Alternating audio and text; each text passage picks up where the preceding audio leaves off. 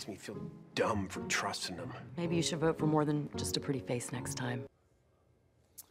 Senator Ted Cruz said that if he had known that that ad that he personally approved featured an actress who did, shall we say, some erotic films, he would not have allowed her to have been cast.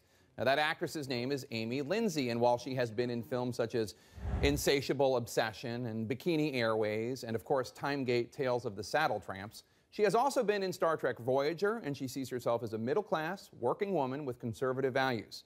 Now, we had her on the lead after the Cruz campaign yanked the ad last month. You say you are a Republican, you're gonna vote Republican. Is there a candidate you're leaning towards? There is, but I haven't come out to endorse anyone just quite yet. So we're following that story, and we're happy to welcome back to the show Amy Lindsay, who is ready to endorse a candidate. So, Amy, who are you going to vote for? Donald Trump. Donald Trump. May I ask why?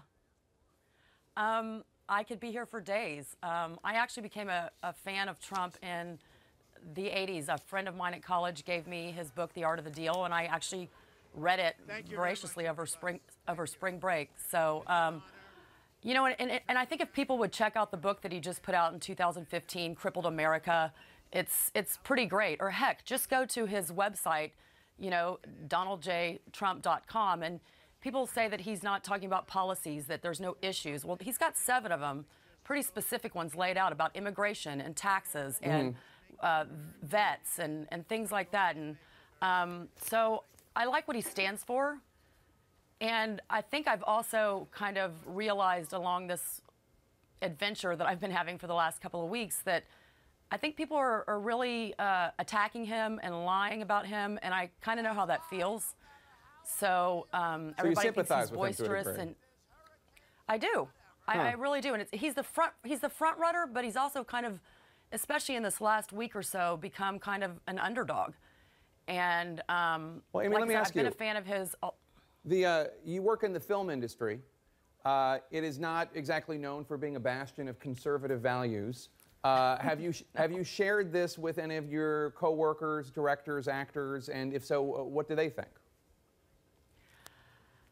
You know, I kind of have followed the rules of no politics, religion, or sex talk on social media and stuff, and then I didn't really have a choice, and I felt that, hey, if people are going to be asking me, I'm going to at least speak my opinion. And my whole thing is that I don't think I'm not here to change anyone else's mind. I'm not here to get the vote, but I think everybody should have a right to talk about why they support someone and who they support someone. And, you know, everybody's like, oh, if you like Donald J. Trump's page on Facebook, I'm not going to be your friend. And I'm like, well, I've liked Hillary Clinton's and Bernie Sanders because I want to hear what they're saying. I mean, I want to educate myself. But yeah, people, I think a lot of people don't get it. A lot of people don't get, I think, a woman voting Republican in general. They say that's nuts. And I'm like, no. Well, voting for Hillary Clinton as a woman to me is nuts. But so you're going to vote in California's Republican primary in June. That's where you live. Cruz is from your home state of Texas. Did you ever consider leaning towards the senator? And did his pulling the ad that featured you because of some movies you've been in, did that impact this decision at all? Looking back, I think it has a little bit. Yeah.